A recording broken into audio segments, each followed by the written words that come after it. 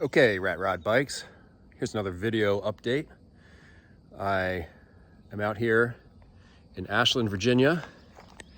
This is an old trolley line that is being turned into a rails to trails. This will go from Ashland, Virginia down to Richmond and all the way to Petersburg. And in Richmond, it'll intersect with a trail that goes from Richmond to Williamsburg, Virginia.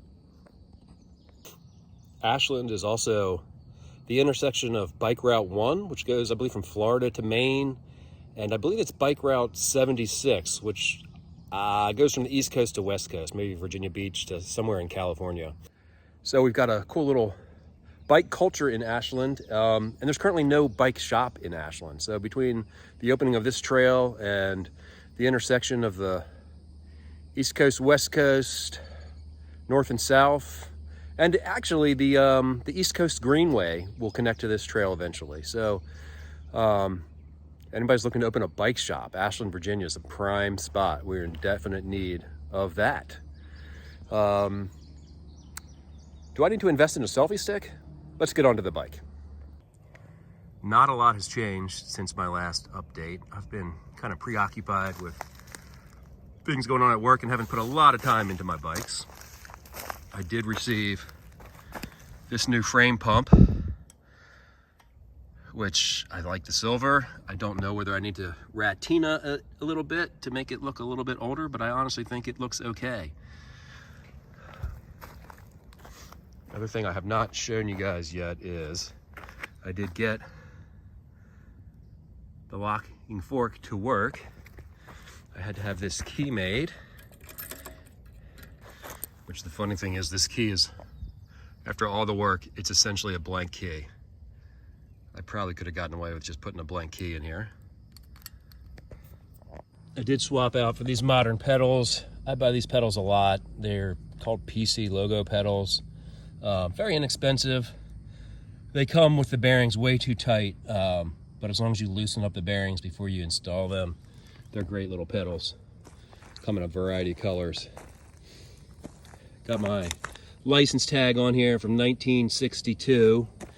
The original wheels, these are not the original wheels, I built these wheels, but the original wheel had a dyno hub up the front, stamped 1958, and a 3-speed Sturmey Archer in the back, stamped 1960. So I'm placing this bike at a 1960 for my best guess. The seat looks so much better without that front goofy spring. I am happy with that. I had to put a new shifter on. The old one was just toast. A nice little bell. I've been picking these up off of Amazon for about $3, putting them on a lot of bikes. Highly recommend. Pleasant little ding ding versus the old horn, which is cool, but slightly obnoxious. My brakes are working. I was able to get the old blocks sanded down so they match up and mate with these new rims. The stopping power, however, is not great. Not terrible, but I may mess around with some different brake pads and see if I can get a little bit extra stopping power. I had mentioned earlier that the cable is attached to this brake. This cable does not come out, so there's really no way to lengthen or shorten the cable. So I've got this adjusting bolt.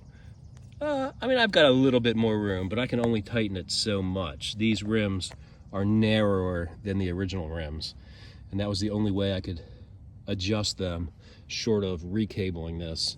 And I thought the original cables and the original brakes and the original brake levers just looked too cool, so doing my best to keep those on the bike. Not much else left to do. I do have a kickstand I want to put on here. Maybe just dial in some adjustments. It's a pretty comfortable ride. It's flat around here, and I mostly stay in second gear. That just is what it is. But soon enough, this trail, this will be the start of the trail, and you'll be able to bike from Ashland to Richmond to Petersburg to Williamsburg, Virginia. And maybe 10 or 15 years down the road, this will be part of the East Coast Greenway. Adios.